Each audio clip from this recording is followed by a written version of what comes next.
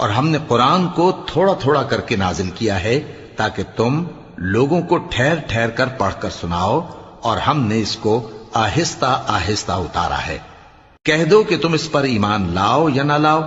یہ فی نفس ہی حق ہے۔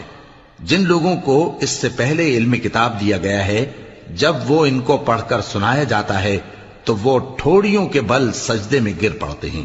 اور کہتے ہیں کہ ہمارا پروردگار پاک ہے، بے شک ہمارے پروردگار کا وعدہ پورا ہو کر رہا، اور وہ ٹھوڑیوں کے بل گر پڑتے ہیں اور روتے جاتے ہیں، اور اس سے ان کو اور زیادہ عاجزی پیدا ہوتی ہے۔ کہہ دو کہ تم معبود برحق کو اللہ کے نام سے پکارو یا رحمان کے نام سے،